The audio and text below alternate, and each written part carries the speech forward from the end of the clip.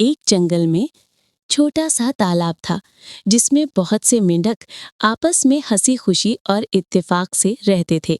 एक बार ऐसा हुआ कि बारिश ना होने की वजह से तमाम दरख्त और पौधे मुरझाने लगे। दूर दूर के जंगली जानवरों ने अपनी प्यास बुझाने के लिए इस तालाब का रुख किया। आहिस्ता आहिस्ता तालाब का पानी कम होने लगा और बहुत से मेंढक इन बड़े जानवरों के पांव के नीचे आकर कुचले गए। रहे सही मेंढक अपनी जान बचाने के लिए किसी और जगह जाने का सोच रहे थे, मगर वहां दूर दूर तक कोई तालाब नहीं था। एक दिन उस जंगल में किसी कॉलेज के तालिब इल्म पहुंचे, जिन्हें लेबोरेटरी में तजुर्बे करने के लिए कुछ मेंढक चाहिए थे।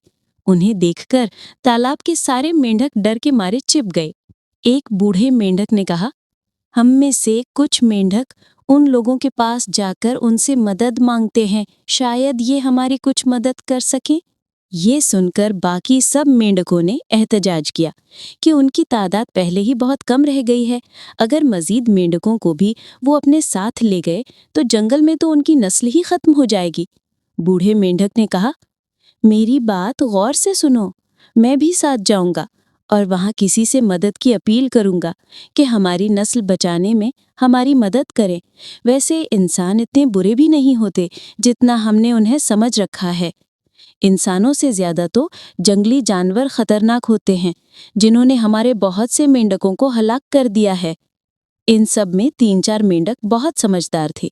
उन्होंने कहा, बाकी सबकी सलामती के लिए हम अपनी जान कुर्बान करने के लिए तैयार हैं। जैसे ही जंगल में वो लोग तालाब के पास आए, बूढ़ा मेंढक उनके सामने गया और कहा, तुम लोग क्या चाहते हो? हम एक मेडिकल कॉलेज के तालिब इल्म हैं और हमें तजुर्बात करने के लिए कुछ मेंढकों की जरूरत है। एक तालिब इल्म ने जवाब दिया, ठीक है, लेकिन अपने साथियों के साथ मैं भी जाऊंगा। मुझे तुम्हारे कॉलेज के प्रोफेसर से कुछ बात करनी है।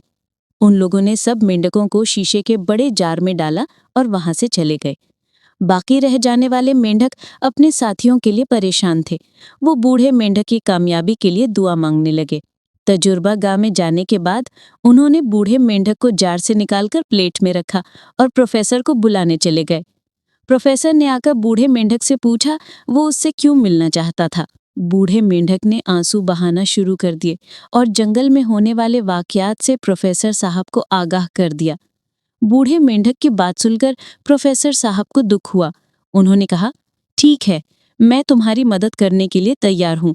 मुझे पहले जाकर पूरे जंगल का मुआयना करना होगा। ये कहकर प्रोफेसर साहब ने अपने एक शागिर्द को उन मेंढकों का ख्याल रखने को कहा और खुद कुछ साथियों को लेकर जंगल की तरफ चले गए। पूरा दिन घूमने के बाद एक जगह पर उन्हें बड़ा सा तालाब नजर आया, जिसे देखकर वो लोग खुश हुए। प्रोफेसर साहब ने वापस आकर ये खुशखबरी बूढ़े मेंढक को सुनाई। फिर सारे मेंढकों को अपने साथ लेकर तालाब पर चले गए। वहां जाकर बूढ़े मेंढक ने तालाब में रह जाने वाले बाकी साथियों को बाहर बुलाया और कहा कि प्रोफेसर की मदद से उन्हें रहने के लिए बड़ी और अच्छी जगह मिल गई है। सब मेंढकों ने प्रोफेसर साहब का शुक्रिया अदा किया और उन लोगों के साथ इस नए तालाब पर चले गए। रुको बड़े मियाँ, प्रोफेसर साहब ने बूढ़े मेंढक से कहा। बूढ़ा मेंढक पानी से बाहर आया और सवालिया नजरों से प्रोफेसर को देखने लगा। प्रोफेसर ने अपने हाथ में पकड़ा जार खोला और उसमें रखे उसके बाकी साथियों को भी आजाद कर दिया।